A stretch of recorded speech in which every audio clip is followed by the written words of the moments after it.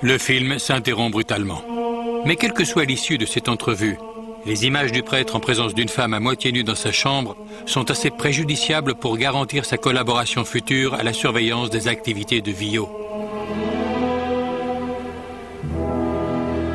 Il va sans dire qu'à terme, les agents Illuminati du KGB vont chercher à manipuler Villot lui-même. Lorsqu'ils y seront parvenus, le cœur de la religion catholique, le pape Paul VI, sera à leur portée. Mais il apparaît que les Illuminati ne se soient pas contentés d'exercer leur influence pour contrôler le Vatican. Ils ont également pu avoir recours au meurtre. Depuis la création de l'ordre, un certain nombre de dignitaires du Vatican, parmi lesquels 3 papes, sont morts dans des circonstances pour le moins douteuses. Dans chaque cas, le moment de leur disparition a été calculé afin d'entraîner d'importantes conséquences politiques.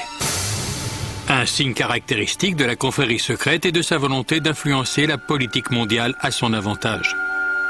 En 1939, le pape Pie XI se tient prêt à faire une déclaration condamnant les fascistes et les nazis, des groupes qui perpètrent le genre d'exactions dont les Illuminati pourraient être les instigateurs. Mais avant que son discours ne soit rendu public, il meurt subitement. Un de ses proches collaborateurs, le cardinal Tisserand, se serait écrié à plusieurs reprises « Ils l'ont assassiné, ils l'ont assassiné ». Son corps est rapidement embaumé, rendant impossible toute autopsie pour déterminer les causes de sa mort.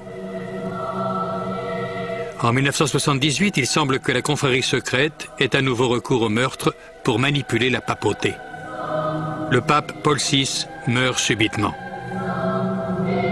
De l'aveu général, sa santé était fragile, mais pour nombre d'observateurs, sa dégradation soudaine est simplement trop opportune. Quoi qu'il en soit, les architectes Illuminati se retrouvent confrontés à un cas de figure qu'ils n'ont probablement pas envisagé. Un pape insoumis, Jean-Paul Ier. Presque immédiatement après être entré en fonction, le nouveau pape se montre très indépendant. Jean-Paul Ier semble avoir un profond mépris pour la corruption qui sévit autour des finances du Vatican. Lorsqu'il était cardinal de Venise, la banque catholique vénitienne a été vendue au cours d'une transaction secrète à la Banque du Vatican pour un montant nettement inférieur à sa valeur. Les profits réalisés en sous-main sont estimés à plus de 70 millions de dollars. Mais pour les Vénitiens, les pertes sont énormes. Le clergé de la ville perd même ses capitaux de retraite. Parmi les intervenants de la transaction, le banquier Roberto Calvi, son mentor Sindona et le directeur de la Banque du Vatican, l'évêque Marcinkus. Lorsque Jean-Paul Ier devient pape, les 3 hommes sont encore chargés d'investir les fonds de l'Église. Dans le cadre de ces nouvelles fonctions, le pontife a le pouvoir d'enquêter sur leurs activités et de divulguer publiquement les faits. Le montant des transactions illicites qu'il risque de découvrir s'élève à près d'1 milliard de dollars. De telles révélations porteraient un sérieux coup aux Illuminati qui sont certainement derrière ces malversations. Le danger qui menace le pape apparaît clairement lors d'un entretien privé entre Jean-Paul Ier et Monseigneur Nicodime, un archevêque orthodoxe russe. Au début de la conversation, on sert le café. Nicodime porte la tasse à ses lèvres et s'effondre presque instantanément sur le sol et meurt. Son visage est horriblement tordu par la douleur, témoignant d'une terrible souffrance.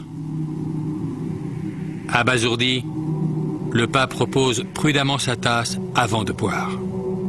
Il est certainement conscient que le café empoisonné lui était destiné. Cependant, le médecin officiel annoncera hâtivement que l'archevêque est décédé de ce qui semble être la cause de mortalité standard au Vatican, un infarctus foudroyant. Tous les faits qui entourent la mort mystérieuse de l'archevêque russe, Nicodime, font penser à une tentative d'assassinat avec dissimulation des preuves. Le corps de la victime est embaumé à la hâte, sans examen médical préalable. Après l'embaumement, il est impossible de pratiquer une autopsie pour déterminer les causes de la mort. surtout s'il s'agit d'un empoisonnement. Qui plus est, le café qu'a bu l'archevêque n'a jamais fait l'objet d'une analyse et aucune expertise médico-légale n'a été pratiquée. Bien qu'aucune preuve n'ait été révélée, nombreux sont ceux pour qui il apparaît clairement que le pape a échappé de justesse à un meurtre seulement 10 jours après son investiture. Effrayé par cette expérience insolite, Jean-Paul Ier convoque ses 4 cardinaux pour une réunion secrète. Les 5 hommes se rencontrent le 28 septembre 1978. Aucune autre personne n'est présente dans la pièce. À ce jour, on ignore encore précisément ce qui s'est dit. Mais à l'issue de la réunion, le pape passe à l'action et destitue le cardinal Villot de son poste de secrétaire d'État. Le cardinal Villot, dont l'adjoint avait été victime d'un chantage par l'intermédiaire des films du KGB en 1972.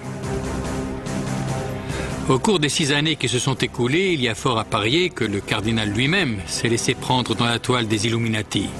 Sa révocation signifie que le pape a découvert au moins une partie du secret obscur.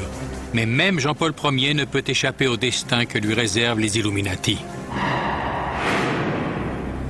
Ce soir-là, le souverain pontife se retire dans sa chambre plus tôt que d'habitude, emportant des notes détaillées sur la réunion secrète sur lesquelles il doit statuer.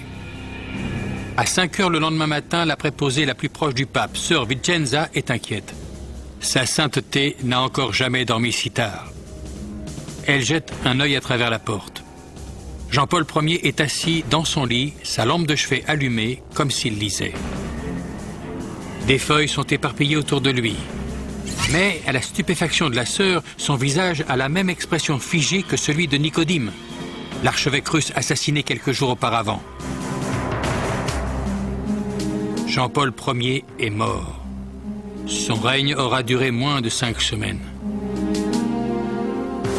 Fort de plus de 2 siècles d'expérience dans l'art de perfectionner leurs méthodes secrètes, les Illuminati font disparaître les moindres preuves. Malgré sa destitution par le pape quelques heures auparavant, le cardinal Villot reprend ses fonctions. En tant que plus haut dignitaire de l'Église, il assure désormais l'intérim de la papauté. Il commence par s'enfermer dans la chambre du pontife pour rassembler les médicaments sur la table de nuit, ainsi que la plupart des documents éparpillés sur le lit, parmi lesquels figurent les minutes de la réunion secrète. Il s'empare également des bonbons que le pape aimait déguster en lisant, mais aussi de ses lunettes et même de ses chaussons. Tous ces éléments disparaîtront à jamais. Puis le cardinal Villot envoie sœur Vicenza dans un couvent, après lui avoir formellement interdit de dire à quiconque qu'elle avait découvert le pontife mort, ou de raconter ce qu'elle avait vu. À 6h10, il convoque les embaumeurs. Mais ce qui est encore plus étrange, c'est qu'ils arrivent presque immédiatement sur les lieux. Compte tenu de la distance qu'ils avaient à parcourir, il a été estimé qu'ils ont dû être contactés à 4h45. Soit 15 minutes avant que sœur Vicenza ne découvre la mort du pape. À 7h30, la nouvelle est rendue publique. La cause du décès est un arrêt cardiaque. La déclaration indique que le secrétaire du pape, Monseigneur Mag, a découvert le corps. L'heure officielle de la découverte est avancée à 5h30. Lorsque le communiqué est diffusé, les embaumeurs ont déjà fini leur travail, comme ce fut le cas pour l'archevêque russe mort 23 jours plus tôt dans des conditions étrangement similaires. Toute possibilité de pratiquer une autopsie fiable est éliminée. Toute chance de déterminer l'éventuelle origine criminelle de la mort de Jean-Paul Ier est désormais impossible.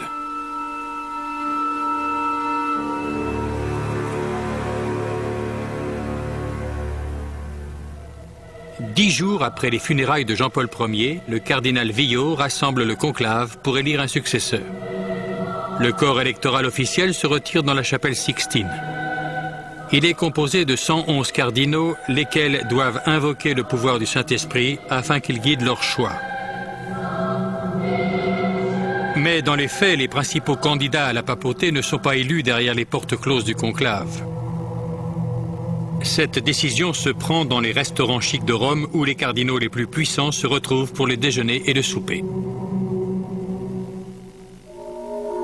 Le dimanche 15 octobre 1978, lorsque les cardinaux pénètrent enfin dans la chapelle Sixtine pour la réunion à huis clos, la scène devient le théâtre d'une manipulation politique à tous les échelons.